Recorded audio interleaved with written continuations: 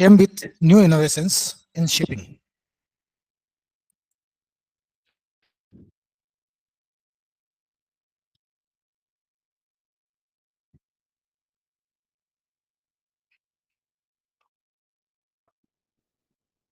अभी इतना तो पता आपको चल ही रखा है कि जो कुछ दारोमदार है वो सारा का सारा शिपिंग के ऊपर है। जिसकी नेवी बढ़िया है वो लीड करेगा।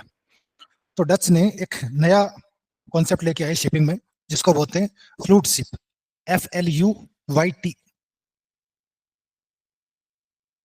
ठीक है, ज्यादा कुछ नहीं है, ये थोड़ा सा लाइट वेट शिप होता है। ठीक है, कम लोगों की जरूरत होती है इसको ऑपरेट करने के लिए, फास्टर होता है। ठीक है, पहला डच जो सुमात्रा आया उसका नाम है कॉर्नेलिस द हॉटमैन।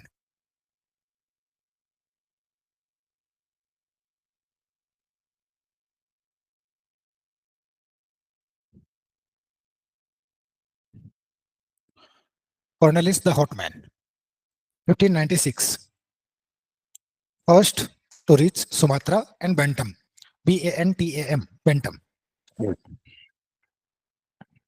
क्लियर है, कुल मिला के ईस्ट इंडीज में पहुंचने वाला पहला आदमी। Okay, 1602 Dutch parliament issued an ordinance.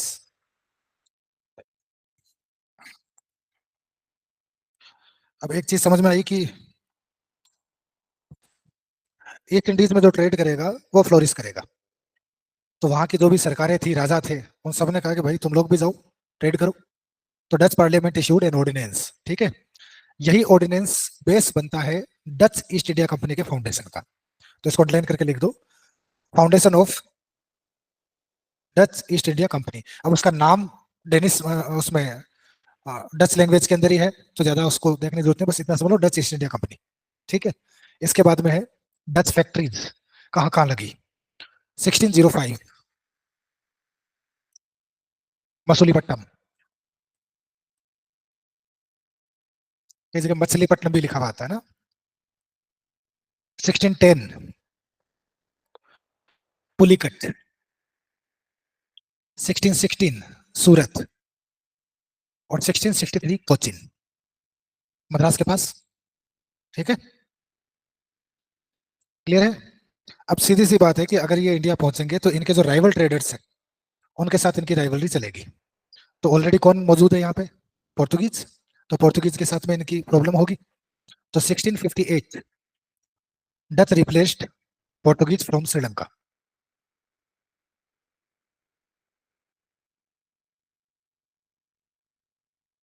ठीक है, 1659 डच कॉन्कर्ड नागापट्टनम, नागापट्टनम। इसकी स्टोरी पे नहीं जाएंगे अपन, है ना। नागापट्टनम कहाँ है, तंजौर जो कोस्ट है उसके पास में, तंजौर कोस्ट। लेकिन यह ध्यान देने लायक बात है कि डचों का जो मेन कोर इंटरेस्ट था वो था स्पाइसेस में, मसालों में। मसाले इंडिया से भी बेटर ज्यादा कहाँ है, इंडोनेशिया। तो उनका ज्यादा फोकस इंडोनेशिया पे था, they focused more on Indonesia due to the availability of spices. अब इनकी लड़ाइयाँ चलती रहती है पोर्चुगीज के साथ में। ठीक है, तो again Dutch replaced Portuguese from 1661 में मलक्का,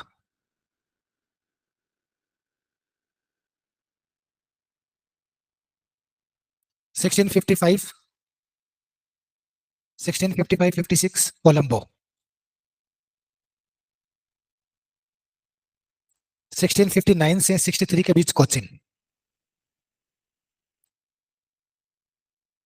ठीक है, अब इसके राइवल और कौन कौन है, अंग्रेज भी है, तो अंग्रेजों के साथ भी वॉर होगा। तो एंग्लो डच वॉर, कुछ नहीं लिखना, अंडरलाइन करके लिख दो, 3 लड़ाइयां हुई, अल्टीमेटली ब्रिटिश जीते। डचों ने किसको मारा, पोर्तुगीज को।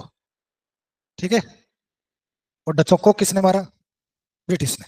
ठीक है, एक फाइनल बैटल लिख लो, एक तरफ ब्रिटिश एक तरफ डच।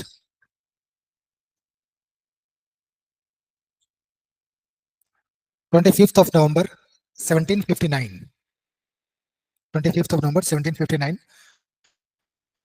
इसको बोलते हैं द बैटल ऑफ बेदरा, BEDARA।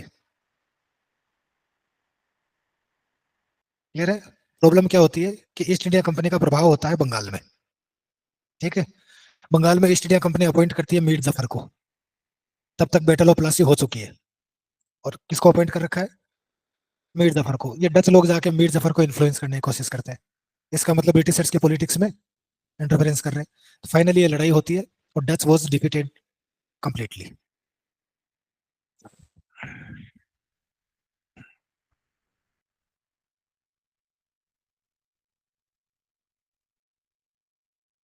ठीक है, ये डचों की कहानी है, शॉर्ट एंड स्वीट।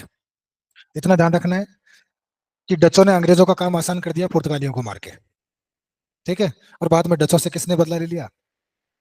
अंग्रेजों ने, ब्रिटिश। ये सबसे इंपॉर्टेंट है, क्योंकि अल्टीमेटली स्टेब्लिश होने वाले लोग यही है। वही बात, जब पूरे यूरोप में इंडिया का नाम चल रहा है कि भैया खूब पैसे हैं, पुर्तगाल भी मालामाल हो रखा है, डच भी मालामाल हो रखे हैं, तो 1600 foundation of British east India company.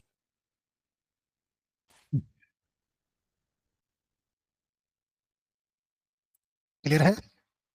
वहां के व्यापारी लोग भी अपनी रानी से मिलते हैं, संसद से मिलते हैं, उनको कहते हैं कि देखो, अपने आसपास वाले स्पेन पुर्तगाल सबके सब उपनिवेश बना रहे, ट्रेड कर रहे, हमें भी परमिशन दो। तो दो तरीके हैं, या तो राजा अपनी सेना भेजे खुद ट्रेड करे, या फिर अपने किसी मर्चेंट को भेजे। मर्चेंट कब जाएगा? जब मर्चेंट के अपने इंटरेस्ट होंगे। तो वहां पे कुछ लोग थे, उन्होंने एक कंपनी बनाई और राजा से रानी से कहा कि हम तभी व्यापार करेंगे जब आप हमें मोनोपोली दोगे। कि वहां ऑलरेडी इतना कंपटीशन है, पोर्तुगीज बैठे हैं, डच बैठे हैं, ठीक है, डेनिस बैठे हैं, कम से कम इंग्लैंड से कोई कंपटीशन नहीं होना चाहिए। यहां से ट्रेड करने के लिए केवल हम जाएंगे। ठीक है, जैसे रिलायंस मोदी जी से ये कह दे कि हम अफ्रीका में जा रहे हैं, इंडिया से कोई और आदमी नहीं आना चाहिए, तो बाकी के तो बस में है नहीं, बाकी तो आएंगे, वो आएंगे, आप क्या कर लोगे उनका। लेकिन इंडिया से तो कम से कम कंपटीशन नहीं हो। ठीक है, तो ब्रिटेन की रानी ने एक चार्टर इशू किया फॉर 15 ईयर्स। तो king Elizabeth the first issued a charter for 15 years.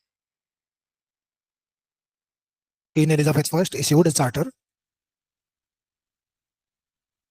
Of trade for 15 years, कि 15 साल तक कोई नहीं आएगा। ठीक है, खुली छूट दे दी। Later on in 1609 it was extended for unlimited time, या अनलिमिटेड पीरियड। पहले तो 15 साल ही था, उसके बाद में उसको अनिश्चितकालीन बढ़ा दिया। ठीक है, ये तो ईस्ट इंडिया कंपनी है, 24 डायरेक्टर्स की एक शेयर होल्डिंग कंपनी थी। शेयर होल्डिंग कंपनी आप जानते हो, बताने की जरूरत नहीं है, पढ़ रखा है इकोनॉमिक्स में, या बताऊं? ठीक है, company of 24 directors, share holding company. ठीक है, अब क्या इंग्लैंड की रानी अगर चार्टर इशू कर देगी तो ब्रिटिश व्यापार कर लेगा? जहां व्यापार करना उनकी भी तो परमिशन लेनी पड़ेगी। तो 1609 captain Hawkins visited Mughal court. ये कहानी अपना भी देख चुके हैं पोर्तुगीज के समय में। कैप्टन हॉकिंस आता है जहांगीर के दरबार में, टर्किश जानता है, जहांगीर को इम्प्रेस भी कर लेता है। ठीक है, जहांगीर उसे कहता है कि ट्रेड वेड क्या करोगे, नौकरी कर लो, 400 का मनसब देता है। पोर्तुगीज इसे अपने अगेंस्ट एक्शन मानते हैं। अल्टीमेटली पोर्तुगीज की डिप्लोमेसी की वजह से हॉकिंस को खाली जाना था। ठीक है, तो कैप्टन हॉकिंस को ऑनलाइन करके लिख लो, had to return empty handed because of the diplomacy of Portuguese. ये कहानी दोबारा बोलने की जरूरत नहीं है। ठीक है, अभी एक घटना होती है जिससे जहांगीर इंप्रेस हो जाता है। याद आया? एक तरफ ब्रिटिश, दूसरी तरफ पोर्तुगीज। टाइम है 1612, जगह है सूरत, बैटल का नाम है battle of Swally. Battle of Swally, SWALI। ठीक है, ब्रिटिश की तरफ से कौन है? थॉमस। ये जीत जाता है। अंडरलाइन करके लिख दो, जहांगीर इंप्रेस्ड। जहांगीर को भी पोर्तुगीज को दबाने के लिए कोई न कोई चाहिए था। अब जहांगीर को पता चल गया कि पोर्तुगीज की दवाई आ गई है, मार्केट में लॉन्च कर दो। जहांगीर ने तुरंत उसको परमिशन दे दी सूरत में फैक्ट्री लगाने की। तो थॉमस को अंडरलाइन करो। Jahangir permitted him to establish factory in Surat 1613। Clear है? और इस तरीके से अंग्रेजों की पहली फैक्ट्री यहाँ पे सूरत में 1613 के अंदर स्थापित होती है। ठीक है? बाकायदा अंग्रेज अपने आप को प्रूव करते हैं जहांगीर के सामने। तो क्या ये अंग्रेजों की पहली फैक्ट्री थी? नहीं। ठीक है? इससे पहले भी अंग्रेज 1611 में मसूलीपट्टनम में अपना एक ट्रेड बेस बना चुके थे। Prior to this, in 1611, British had already established a trade base in Masulipatnam. Clear है? लेकिन ये टेम्पररी ट्रेड बेस था। तो अगर क्वेश्चन आ जाए कि पहली फैक्ट्री कब लगी, तो आपको क्या कहना है? सूरत में लगी 1613। हालांकि एक टेम्पररी बेस इन्होंने ऑलरेडी मसूलीपट्टनम के अंदर 1611 में ही बना लिया था, though it was a temporary base. So we will not consider this as a legal factory. Clear है? यहां तक कोई समस्या? अगला टाइम देखो 1615। Sir Thomas Roe visited Mughal court.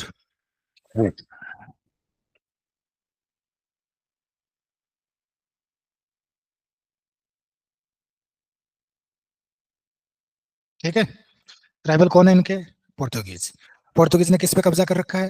Hormuz पे। ठीक है ना?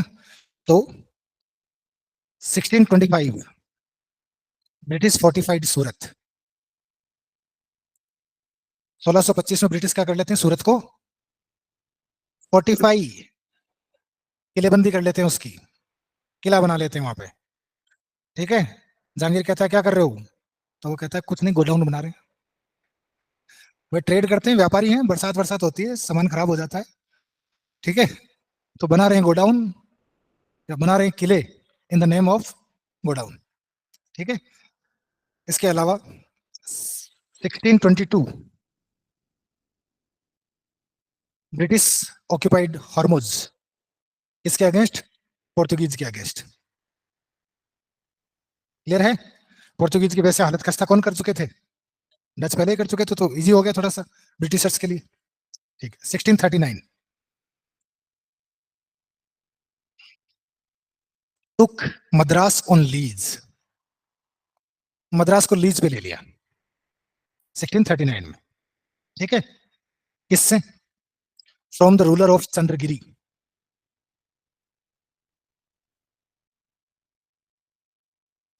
चंद्रगिरी का है, विजयनगर एम्पायर नाम सुना है? उसके अंडर में एक है फ्यूडल, वो यहाँ पे रूल कर रहा है। ठीक है ना? यानी रिप्रेजेंटेटिव ऑफ विजयनगर एम्पायर। इससे क्या ले लेते हैं? हम्म। साथ साथ में कॉइनेज मिंट करने का परमिशन और फोर्टिफिकेशन का परमिशन। मद्रास में कॉइनेज इश्यू करने का परमिशन ले लेते हैं, और कॉइनेज इश्यू करने से क्या हो जाएगा? यानी कि कॉइन वैलिड हो जाएगी, ट्रेड इजी हो जाएगा। ठीक है? अगला 1640 कंप्लीटली टेक ओवर मद्रास। पहले तो लीज पे लेते हैं, फिर कब्जा ही कर लेते हैं। ठीक है? और यहाँ पे एक किला बनाते हैं, फोर्ट सेंट जॉर्ज।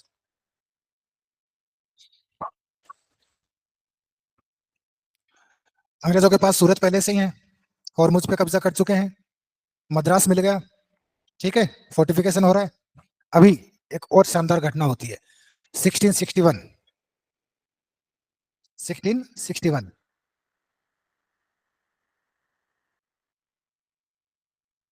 घटना क्या होती है? एक तरफ ब्रिटिश, एक तरफ पोर्तुगीज। और ये घटना यहाँ नहीं हो रही है, ये घटना ब्रिटेन में हो रही है। क्लियर है? ब्रिटेन का रूलर कौन है, एम्परर कौन है? Charles the second. ठीक है? इसकी शादी हो जाती है पुर्तगाल की राजकुमारी से। पोर्तुगीज प्रिंसेस का नाम लिख लो उधर, Catherine of Braganza. Catherine of Braganza. इससे किसकी शादी हो जाती है? चार्ल्स दे सेकंड की। तो जो लोग लड़ रहे थे उनके बीच में हो जाता है मैट्रिमोनियल अलायंस। राजा को इन व्यापारियों से ज्यादा लेना देना नहीं होता है। राजा ने कहते हैं ठीक है हम परमिट करते हैं, इंग्लैंड से कोई नहीं जाएगा, बाकी तुम भुगतो तुम्हारा, ठीक है हमें तो टैक्स चाहिए, वो दे देना। इधर पुर्तगालियों के कब्जे में क्या था? मुंबई, याद आया इन्होंने बसाया, ठीक है। ये पुर्तगाल का राजा गिफ्ट कर देता है दहेज में चार्ल्स सेकंड को, ठीक है। क्या गिफ्ट कर देता है? बॉम्बे। तो ये ईस्ट इंडिया कंपनी जो इंग्लैंड वाली है, ये तुरंत अपने राजा को फोन लगाती है और कहती है महाराज आपके पास बॉम्बे आ गया, बहुत अच्छी लोकेशन है, इंडिया में आपको वैसे कोई लेना देना नहीं है, हमें लीज पे दे दो, ठीक है। और अंग्रेजों के पास क्या आ जाता है? ईस्ट इंडिया कंपनी के पास बॉम्बे। बस 10 पाउंड्स साल के देने होंगे राजा को, 10 पाउंड्स ईयरली के अंदर बॉम्बे मिल जाता है बैठे बिठाए, ठीक है। बनाया हुआ किसका? मिल गया किसको? ठीक है। या तो कोई समस्या? 1687 East India company shifted its head office from Surat to Bombay. अब देखो बॉम्बे में किसी का इंटरफेयर नहीं है, सूरत में तो इंटरफेयर है राजाओं का। तो ये इंडिपेंडेंटली आगे कि अब यहाँ किसी से कुछ पूछने की जरूरत नहीं पड़ेगी।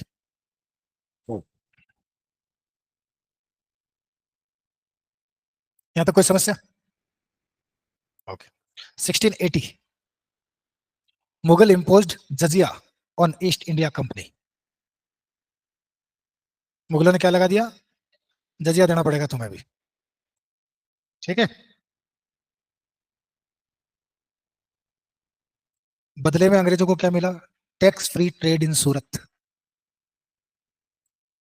इन return they got tax free trade in, sorry tax free trade except Surat, Surat के अलावा। अगर कोई ट्रेड टैक्स फ्री हो जाएगा तो आपका प्रोडक्ट कंपैरेटिवली सस्ता हो जाएगा, तो आप दूसरे के मार्केट से बाहर निकाल दोगे, ठीक है। Okay. 1690 Ibrahim Khan invited East India company to Bengal. Bengal का रूलर है इब्राहिम खान, वो ईस्ट इंडिया कंपनी को एफडीआई के लिए, फॉरेन डायरेक्ट इन्वेस्टमेंट के लिए कहता है हमारे इधर आओ यहाँ इन्वेस्ट करो, ठीक है। इसके अलावा 1691 Aurangzeb issued a farman for tax free trade in Bengal, for tax free trade in Bengal. बढ़िया, 500 उंगलियां घी में। 1698 बंगाल के पास में एक जमींदार होता है, ठीक है। वो जमींदार टैक्स नहीं चुका पाता है, तो ईस्ट इंडिया कंपनी कहती है कि एक काम करते हैं, तुम तुम्हारे 3 गांव दे दो, तुम्हारा टैक्स हम चुका देंगे, ठीक है। तो East 1698 East India Company purchased zamindari rights of, East India purchased zamindari rights of Sutanati, Sutanati, Govindpur and Kalikata.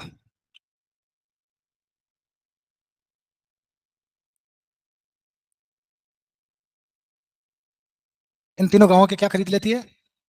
मात्र 1200 रुपए में। क्लियर है? जमींदार बेचारा फंसा हुआ था, हो गया। इन तीनों गांवों को मिला के एक अंग्रेज अधिकार है जोब चार्नोक, चार्नोक, वो एक नया शहर बनाता है कलकत्ता, तीनों को मिला के, ठीक है। और यहाँ पे एक फोर्ट बनाता है, फोर्ट विलियम। सेंट जॉर्ज तो कहां पर है? मद्रास में। फोर्ट विलियम कहाँ है? कलकत्ता। क्लियर है? अब most important, 3 most significant locations, strategic locations Britishers के कब्जे में आ चुकी है। कौन कौन सी? बॉम्बे, मद्रास, कोलकाता, ठीक है। इन तीनों को ब्रिटिश कहते हैं अपनी प्रेसिडेंसी। क्लियर है? अब 1717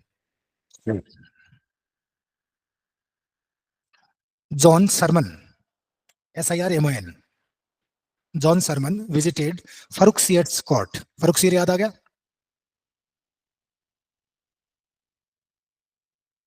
ठीक है। यहां ये फरुखसियर से एक फरमान इश्यू करवा लेता है। फरुखसियर को अंडरलाइन करो। Issued a Farman that is called Magna carta of East India company. उस फरमान को क्या कहते हैं? मैग्ना कार्टा किसको बोलते हैं?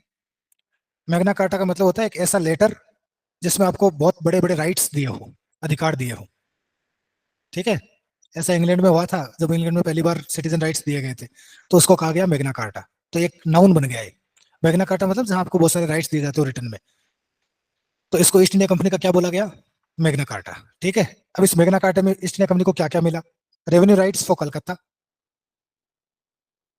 Revenue rights for Calcutta, tax free trade in Surat, पहले सूरत में नहीं था, अब सूरत में हो गया है।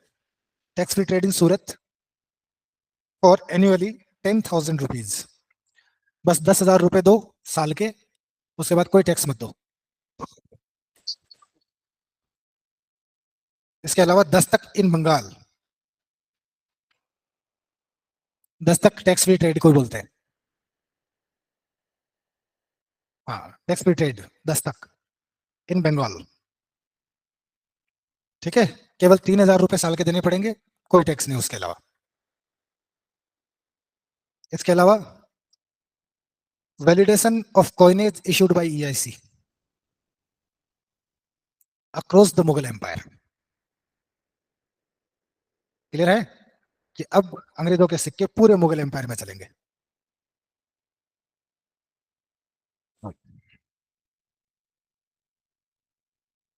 तो बताओ ईस्ट इंडिया कंपनी को कितना फायदा होगा? फायदा ही फायदा। अब यो समझ लो रिलायंस अफ्रीका पे कब्जा कर चुकी है लगभग। ठीक है। हमारे यहाँ खूब पैसा आ रहा है, तो जो दूसरे यहाँ की कंपनीज है उनको अच्छा लगेगा क्या? रिलायंस की जाए, ये क्या बात हुई, ईस्ट इंडिया कंपनी को आपने मोनोपोली दे दी, हमें भी दो। तो एक और कंपनी होती है, जो इंग्लैंड की कंपनी होती है, वो कहती है कि हम भी ट्रेड करेंगे। भाई हमें भी राइट है ट्रेड करने का, हम भी भेजो। तो एक स्टार लगा के लिखो, foundation of Courteen association, CORTIN, Courteen association.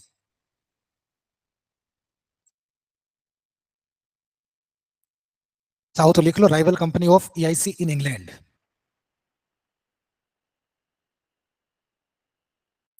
ठीक है।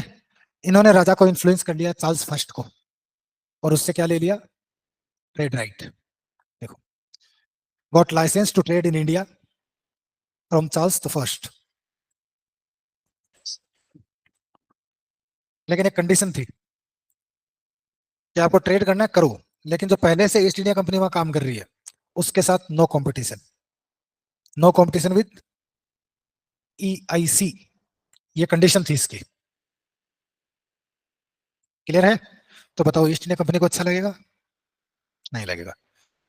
तो जब हमारी सरकार अगर किसी कंपनी को दबाने की कोशिश करे तो कंपनी क्या करती है? विपक्ष से मिलती है। ठीक है। तो ईस्ट इंडिया कंपनी ने MPs को फंड किया, इंग्लैंड वालों को, उनको बढ़िया पैसा दिया कि तुम ये राजा का फैसला पलटवाओ। ठीक है। तो EIC supported MPs against Charles the first.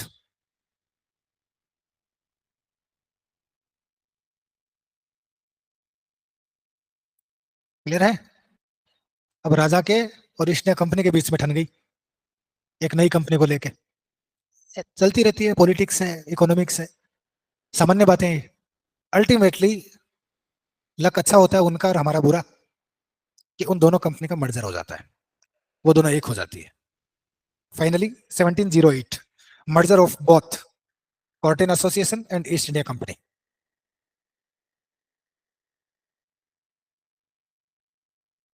अरे भाई अगर आप ये कह रहे हो कि ईस्ट इंडिया कंपनी ट्रेड कर रही है, हमें भी करने दो, ठीक है करो, लेकिन उनके साथ कंपटीशन मत करना। तो फिर बोले ठीक, उनके साथ ही मिल जाते हैं, फिर मिलके करेंगे दोनों, एक ही कंपनी कर लेते हैं। तो दोनों का मर्जर हो जाता है और एक नई कंपनी बनती है, united company of merchants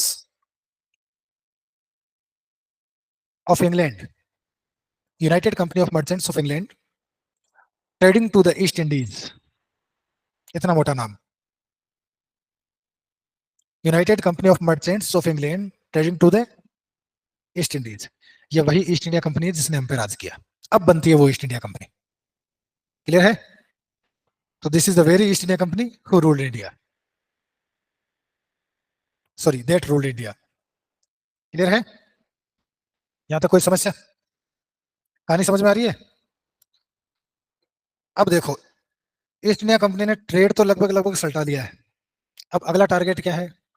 politics. राजनीति। उन्हें लगा कि यार व्यापारी क्यों करे जब राज कर सकते हैं, राज ही किया जाए। तो EIC इन बंगाल, इन बंगाल, यहां से शुरुआत करते हैं। व्यापार की शुरुआत तो कहां से कर रहे हैं? सूरत से। वैसे देखा जाए तो मसूलीपट्टनम से, लेकिन वो टेम्पररी होता है, लॉजिकली सूरत से। राज की शुरुआत कहां से करेंगे? बंगाल से। कितने प्रेसिडेंसी इनके पास में? 3। ठीक है, तो एक कंपनी है जिनके 3 ऑफिस है, ठीक है, 3 ब्रांचेज है। तीनों ब्रांचेज को ये क्या कह रही है? प्रेसिडेंसी कह रही है। अब तीनों